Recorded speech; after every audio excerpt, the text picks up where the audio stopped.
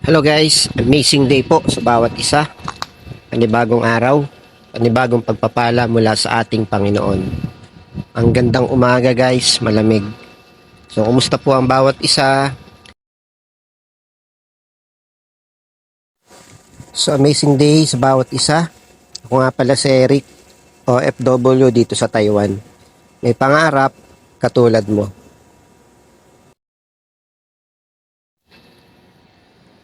So, magluluto nga pala ako ngayon guys. Pero, syempre, unahin muna natin yung kape. Kaya lang, wala na akong kape, grabe. Wala nang stock. So yun, kakape muna tayo kasi malamig ang panahon, masarap magkape. Talagang nakakabuhay ng dugo guys. So maaga kasi ngayon na magpe-prepare ng pagkain for today's. Kaya ganito lang naman kami guys dito pag umaga yan, magluluto. Yan, kasi nakakapagluto kami dito sa dorm, yung nakagandahan guys, no. Kaya lang medyo open pa yung dorm namin kaya ganitong winter ang lamig. So, syempre open.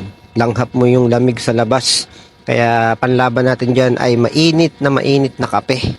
Na pag hinigop mo ay saglit lang malamig. Parang feeling mo malamig na. Joke lang. So, hindi naman ako araw-araw nagkakape. So, nagkataon lang na malamig kaya masarap magkape. So, yun. Para syempre habang nagluluto ka ay may hinihigop ka na mainit na kape. Kaya lang dahil malamig ay mabilis lang lumamig yung yung tubig na mainit. Kaya yon, so sa araw na ito guys, ang sarap magkape. So unang higop para sa bawat isa na patuloy na lumalaban at patuloy na nagsusumikap para matupad ang ating mga pangarap.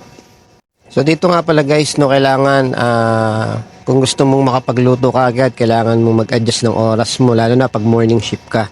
So ako ay 6 a.m. Yan ay bumabangon na para magluto.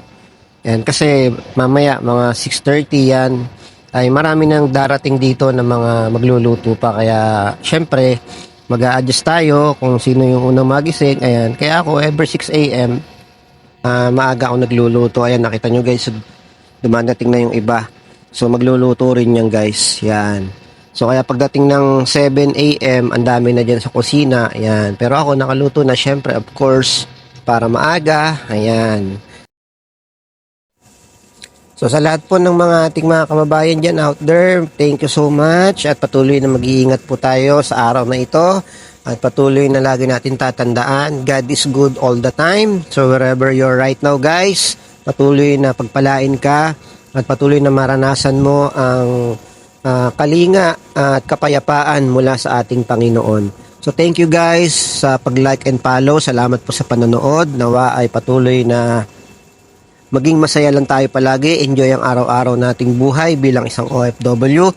Kaya patuloy lang tayong lumaban at always reminders lang doon sa mga napapakinggan natin ng motivational speaker about business. So, laging ginagamit tayo mga OFW na content. Kaya nagmumukha tayong kawawa, nagmumukha tayong walang ginagawa. At ang bukang bibig lang nila, itigil na natin ang ating mga kalokohan bilang OFW, kayabangan bilang OFW, magsiuwi na daw tayo para magnegosyo. Diba? Ang bilis nilang sabihin yun kasi wala sila sa sitwasyon natin. Pero tayo, enjoy lang natin, masaya tayo bilang OFW. Kasi naniniwala ako, one day matutupad natin ang ating mga pangarap. Kasabay niyan ang paniniwala at pagtitiwala sa ating Panginoon, pagsisikap, pagtsatsaga. At syempre, kailangan natin ay ang mag-ipon. Thank you guys. Maraming salamat. Mag-iingat tayong lahat. God bless.